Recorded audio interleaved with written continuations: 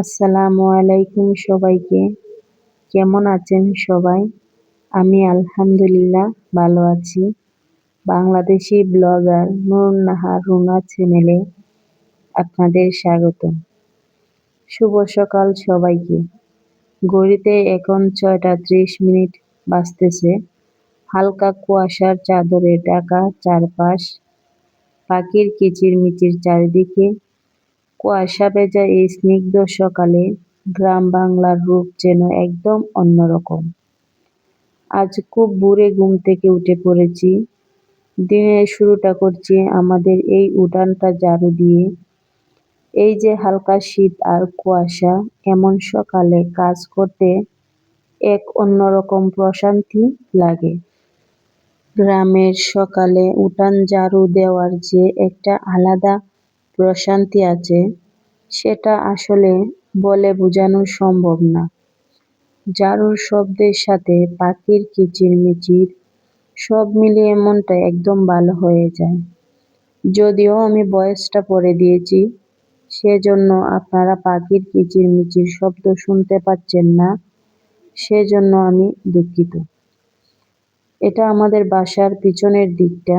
তো এদিকে যেহেতু আমি সারাদিন কাজ করি, রান্না বান্না, তারপর বাহিরে টিউবওয়েলে কাজ করা, সেজন্য আমাকে এই দিকটা পরিষ্কার রাখতে হয়। আর বাড়ির চারপাশ যদি পরিষ্কার থাকে, তখন কিন্তু কাজ করতেও অনেক ভালো লাগে। তো এভাবে প্রত্যেক দিন সকালে আমাকে উঠান ঝাড়ু দিতে হয়। যেহেতু আমার এই জায়গার মধ্যে অনেকগুলা গাছ আছে, সেজন্য গাছের পাতা প্রত্যেক দিন ঝরে পড়ে, তো ঝাড়ু দিতে হয়। তো ঝাড়ু দিলে চারদিকের পরিবেশটাও অনেক ভালো লাগে, খুব সুন্দর লাগে দেখতে। আমাদের মহিলাদের, প্রত্যেক মহিলাদেরই যাদের বাসায় এভাবে উঠোন আছে, ঝাড়ু দিতে হয় প্রত্যেক দিন সকালবেলা। তো বন্ধুরা, আমার মতো কে কে ঘুম থেকে উঠে সকালবেলা এভাবে উঠোন ঝাড়ু দেন, অবশ্যই আমাকে কমেন্ট করে জানাতে পারেন। আর আপনাদের কাছে আমার এই ভিডিওটি কেমন লাগে আমাকে কমেন্ট করে জানাবেন। ভালো লাগলে লাইক দিয়ে ভিডিওটি কন্টিনিউ করে নেবেন। এদিক দিয়ে আমি কামরাঙ্গা গাছের নিচটা কিন্তু পরিষ্কার করে নিচ্ছি। আপনাদের সাথে কথা বলতে বলতে প্রায় উঠানটা ঝাড়ু দিয়ে শেষ করে ফেলেছি। এখন ময়লাগুলো তুলে নিচ্ছি। তো আমি আপনাদেরকে দেখিয়ে দিচ্ছি, এখানে কিন্তু পাখি অনেক কিচিরমিচির। যদিও আপনারা দেখতেও পাবেন না ক্যামেরার মধ্যে, শুনতেও পাচ্ছেন না। পাখির কিচিরমিচির শব্দগুলো কিন্তু খুব ভালো লাগে। দেখুন আমাদের কামরাঙ্গা গাছটা, কতগুলা কামরাঙ্গা ধরেছে। এই কামরাঙ্গা গাছের কামরাঙ্গাগুলো খেতে কিন্তু খুব মিষ্টি। কামরাঙ্গাগুলো দেখলে কিন্তু লোভ লেগে যায় খাওয়ার জন্য। আমরা মাঝে মধ্যে এখান থেকে পেড়ে নিয়ে যখন রোদ উঠে তখন ভর্তা করে খাই। এই সময়টাতে দেখবেন খেতে কিন্তু খুব ভালো লাগে। তো কামরাঙ্গার গাছের ডালটা আমি আরেক ভিডিওতে বলেছিলাম যে অনেকটা নুয়ে পড়ে আছে, মায়াও লাগতেছে। অনেকগুলা কামরাঙ্গা, তো কিভাবে এগুলাকে আমি কেটে ফেলবো, সেজন্য কাটতেছি না। তো কাঁঠাল গাছেও কিন্তু ছোট ছোট কাঁঠালের মজি এসেছে, তো আপনাদেরকে দেখিয়ে দিলাম। এদিকে সবগুলা কাজ শেষ করে ফ্রেশ হয়ে চলে আসলাম বাহিরে রান্নার জন্য। তো আজ আমি মাটির চুলায় বাহিরে রান্না করব, সেজন্য সবকিছু বাহিরে নিয়ে আসলাম। বাহিরের খোলা পরিবেশে রান্না করতে কিন্তু খুব ভালো লাগে। এই তো আমি আপনাদের সঙ্গে কথা বলতে বলতে চুলায় আগুন ধরিয়ে নিচ্ছি। আজ আমি দুটি স্পেশাল রেসিপি রান্না করব। আমার শাশুড়ির কাছ থেকে শেখা স্পেশাল একটি রেসিপি, টমেটো দিয়ে পুঁটি মাছের হাতে মাখা চচ্চড়ি, আর সাথে আছে সিম ও ক্যাপসিকাম দিয়ে বড় মাছের ঝোল। গরম ভাতের সঙ্গে এই চচ্চড়ি কিন্তু খেতে খুব ভালো লাগে। তো এদিকে আপনাদের সঙ্গে কথা বলতে বলতে আমি কিন্তু এখানে টমেটো আগে থেকেই ধুয়ে পরিষ্কার করে কেটে নিয়েছিলাম। এখানে টমেটো, কাঁচামরিচ, তারপর ধনিয়ার গুঁড়া পরিমাণ মতো, আপনারা আপনাদের পরিমাণ মতো এখানে দিয়ে দেবেন। ধনিয়া মরিচের গুঁড়া দিয়ে দিচ্ছি পরিমাণ মতো, হলুদের গুঁড়া দিয়ে দেবো পরিমাণ মতো, লবণ, আর হালকা একটু সয়াবিন তেল দিয়ে আমি এটাকে মাখিয়ে নেব। তো এভাবে কে কে আমার মতন রান্না করে খান আমাকে কমেন্ট করে আপনারা জানাতে পারেন। আমার কিন্তু এই রেসিপিটা খেতে খুব ভালো লাগে, কারণ খেতে মাশাআল্লাহ অনেক মজা লাগে, সেজন্য আমি প্রায়ই বাসায় এই রেসিপিটি তৈরি করি। হাতে মাখানো যে কোনো রেসিপি দেখবেন খেতে কিন্তু খুব ভালো লাগে। আর যদি হয় মাটির চুলায় রান্না, মাটির চুলার রান্না তো মাশাআল্লাহ আমি কিছুদিন যাবৎ মাটির চুলায় রান্না করতেছি। আমার কাছে তো আলহামদুলিল্লাহ অনেক ভালো লাগতেছে খেতে। অনেক আপু এবং ভাইয়ারা দেখেছি মাটির চুলায় রান্না করে। তো আমিও ভাবতাম আমি কি মাটির চুলায় রান্না খাবো। তো এখন তো আলহামদুলিল্লাহ আমি নিজে মাটির চুলায় রান্না করি। আমার কাছে কিন্তু খেতে খুব ভালো লাগে এই রেসিপি। তো কথা বলতে বলতে এদিকে কিন্তু আমি সম্পূর্ণ টমেটোকে আলতো হাতে মাখিয়ে নিয়েছি। এখন চুলার মধ্যে আগুনও ধরে গিয়েছে। এখন আমি বসিয়ে দেব হাঁড়িটি। বসিয়ে কিছু সময় আমি এটাকে জাল করে নেব। তারপর কিন্তু আমি পুঁটি মাছ দেব। তো পুঁটি মাছগুলো আমি ধুয়ে পরিষ্কার করে রেখেছি। এইগুলাকে টমেটোর সঙ্গে দিচ্ছি না, কারণ পুঁটি মাছ কিন্তু খুব তাড়াতাড়ি নরম হয়ে যায়, সেজন্য। তো তরকারিতে যখন বলক চলে আসবে তখন কিন্তু আমি পুঁটি মাছগুলা দিয়ে দেব। তা আপনারাও টমেটোর সঙ্গে কিন্তু পুঁটি মাছগুলা দিবেন না, এতে করে পুঁটি মাছগুলা খুব তাড়াতাড়ি সিদ্ধ হয়ে যাবে আর ভেঙে যাবে। সেজন্য আপনারা কি করবেন, টমেটো যখন বলক চলে, আমি যখন রান্না করতে বসি তখন তো আপনারা অনেকেই দেখতে পাচ্ছেন যে আমার সন্তান সবসময় কিন্তু সে আমার কাছাকাছি ঘোরাফেরা করে। এই তো সে এসে আমার কাছ থেকে পেঁয়াজ নিয়ে গেল। সে কাঁচা পেঁয়াজটা খেতে খুব ভালো লাগে, তার কাছে ভালো লাগে, তবে আমি কখনো কাঁচা পেঁয়াজ খেতে পারি না। সে এই পেঁয়াজটা খুব শখ করে খায় সবসময়, মানে যখন আমি পেঁয়াজ কাটি তখনই সে এই পেঁয়াজটা নিয়ে কিভাবে যে খায় সেই জানে ভালো। তো এদিকে পুঁটি মাছটা দিয়ে হালকা একটু নেড়ে আমি ঢাকনা দিয়ে এখন ঢেকে দেব। তারপর আপনাদের দেখিয়ে দেব, এই তো বলক চলে এসেছে। আমি পরিমাণ মতো কিন্তু এখানে ঝোলটা দিয়ে দেব। আপনারা আপনাদের পরিমাণ মতো ঝোলটা দিয়ে দেবেন। আপনাদের সঙ্গে কথা বলতে বলতে কিন্তু আমি এদিকে সবজিগুলো কেটে নিয়েছি।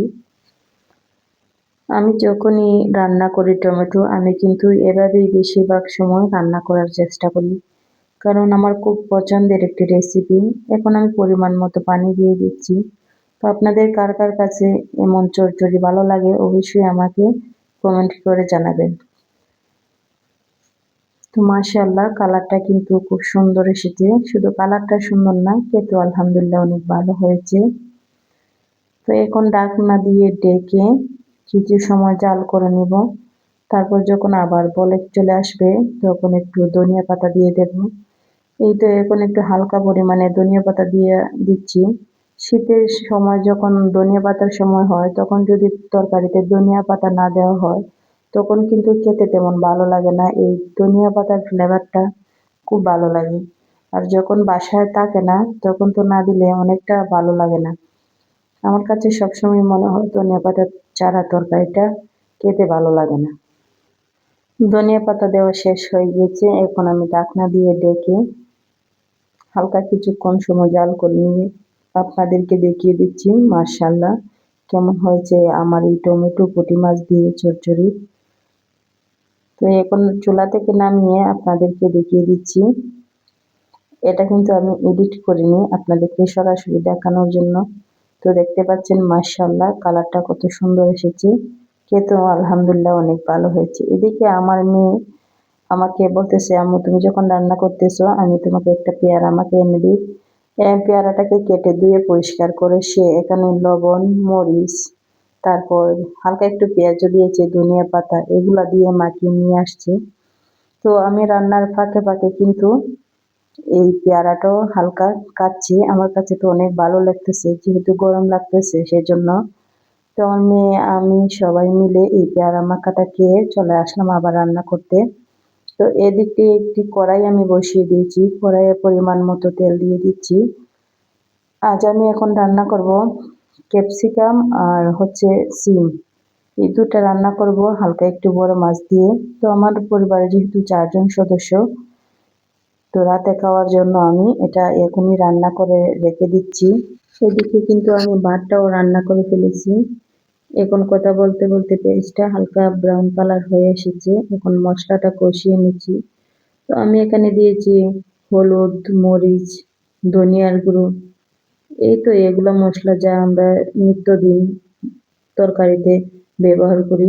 এগুলো মশলাই আমি এখানে দিয়ে ক্যাপসিকাম আর সিমটাকে ভালোভাবে মশলার সঙ্গে মিশিয়ে কিছু সময় কষিয়ে নেব। তো এটা ভালোভাবে কষালে সিমের যে একটা গন্ধ আছে সেটা চলে যাবে। ঢাকনা দিয়ে ঢেকে হালকা একটু সময় কিন্তু আমি এটাকে কষিয়ে নেব। এভাবে ক্যাপসিকাম আর সিম রান্না করলে আমার কাছে তো অনেক ভালো লাগে। তো মশলাটা কষানো হয়ে গিয়েছে, এখন কিন্তু আমি এতে মাছগুলা দিয়ে দিয়েছি। এখন আমি হালকা একটু নেড়ে দেব। তো এভাবে আপনারা কারা কারা রান্না করেন বন্ধুরা আমাকে কমেন্ট করে জানাবেন। পরিমাণ মতো ঝোল দেওয়ার পর আমি কিন্তু ঢাকনা দিয়ে ঢেকে আপনাদেরকে দেখিয়ে দেব যে তরকারিটা কেমন হয়েছে। হালকা একটু নেড়ে দিচ্ছি। আমি তো বাসায় প্রায় সময় এভাবেই রান্না করি। আমার রান্না আপনাদের কাছে কেমন লাগে আমাকে কমেন্ট করে জানাবেন। আর যদি ভালো লাগে তাহলে আমার চ্যানেলটি সাবস্ক্রাইব করবেন, লাইক, কমেন্ট এবং শেয়ার করবেন। সাবস্ক্রাইব করার সময় অল অপশনটি বাজিয়ে রাখবেন। এতে করে কি হবে, আমি যখন ভিডিও আপলোড করব তখন আপনাদের কাছে নোটিফিকেশন চলে যাবে। আর যখন সময় হবে তখন আপনারা আমার ভিডিওটি দেখে নিতে পারবেন। তো বন্ধুরা লাইক দিতে ভুলবেন না, একটি লাইক দিয়ে ভিডিওটি দেখা কন্টিনিউ করবেন। তো আমি এখানে রান্নাটা প্রায় কমপ্লিট হয়ে এসেছে, আপনাদেরকে দেখিয়ে দিচ্ছি মাশাআল্লাহ কতটা সুন্দর হয়েছে। ধনিয়া পাতা না দিলে কিন্তু ভালো লাগে না, আমি আগেই বলেছিলাম। এই তো ধনিয়া পাতাটা দিয়ে আমি এখন চুলা থেকে নামিয়ে নেব। আপনাদের কাছে কথা বলতে বলতে কিন্তু আমি দুটা রেসিপি আজ রান্না করেছি। বাহিরে উঠান ঝাড়ু দিয়েছি, অনেক কিছুই আপনাদের সঙ্গে শেয়ার করেছি। আপনাদের সঙ্গে শেয়ার করতে কিন্তু আমার অনেক ভালো লাগে। আপনারাও আমার একটি পরিবার। তো আপনাদের কাছে আমার এই ভিডিও কেমন লাগে আপনারা আমাকে জানাবেন। এদিকে কিন্তু বিকাল হয়ে গিয়েছে। রান্না রান্না শেষ করার পর বিকালবেলা দেখতে দেখতে দিনটা শেষ হয়ে আসলো। এই বিকালে এই দৃশ্যটা আমার কাছে খুব ভালো লাগে। আপনাদের কাছে কেমন লাগে জানাতে পারেন। এখন সূর্য অস্ত যাচ্ছে। সারাদিনের ব্যস্ততার পর এই সময়টা একটু নিজের সাথে কাটানো। প্রকৃতি যেন আমাদের শেখায় যে প্রতিটি শেষেই নতুন এক শুরুর সম্ভাবনা থাকে। আজকের ব্লগটা আপনাদের কাছে কেমন লাগলো অবশ্যই জানাবেন। আর যদি ভালো লেগে থাকে তাহলে আমার চ্যানেলটি সাবস্ক্রাইব করবেন, লাইক দিয়ে কমেন্ট করে যাবেন। তো বন্ধুরা ভালো থাকবেন সবাই। আল্লাহ হাফেজ।